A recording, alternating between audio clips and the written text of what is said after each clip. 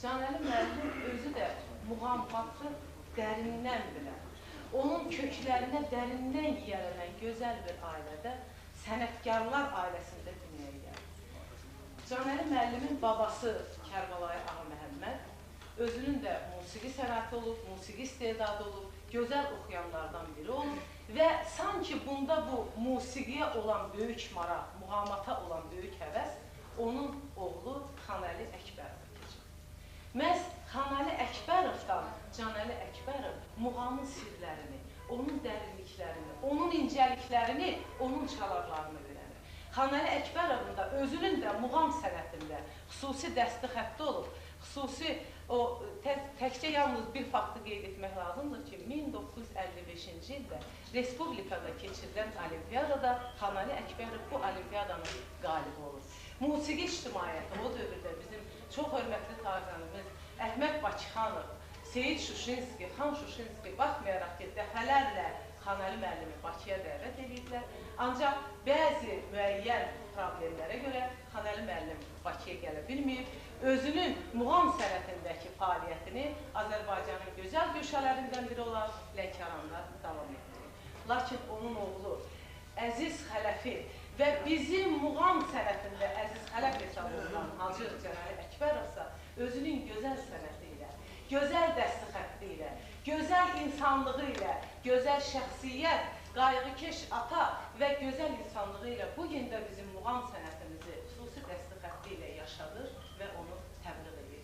İndi mən istərdim ki, bizim gözəl ictimaiyyətimizə Xanəli Əkbərovun səsindən bir kupleti Şahnaz muğamından bir kupleti sizə çatdıraq. Buyurun, qulaq asın.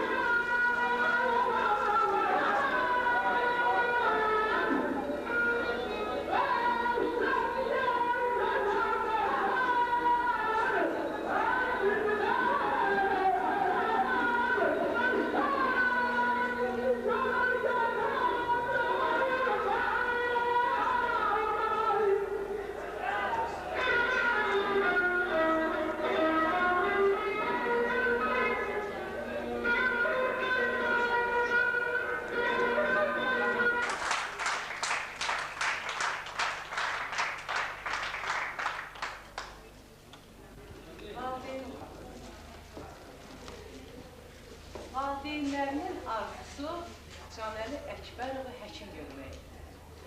Ona görə də təhsilini Lənkəran rayonunun gözəl, səfalı yerlərində birində başa vurduqdan sonra Canəli Əkbərovun sənətləri Lənkəranın tibb yanıqlığına verir. Və 10 ilə yaxın, 1958-ci ildən 68-ci ilə qədər Canəli Əkbərov özünün həkimlik fəaliyyətini Lənkəran rayonunda davam edir.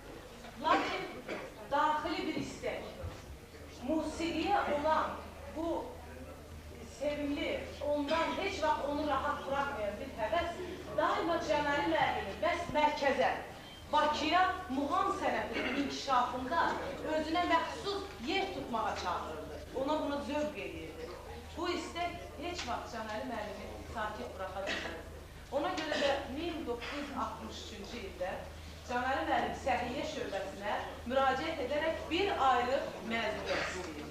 Və əlbəttə bu məzuniyyəti götürməkdə Canəli müəllimin özünün fikri var idi. Məzuniyyətə çıxan Canəli Əkbərov Bakıya gəlir və Asəf Zeynallarla məktəbə sənət verir. Bu bu həm Canəli müəllimi tanıyanların, həm də gözəl yazarların qələmi ilə deyilmiş sözdür.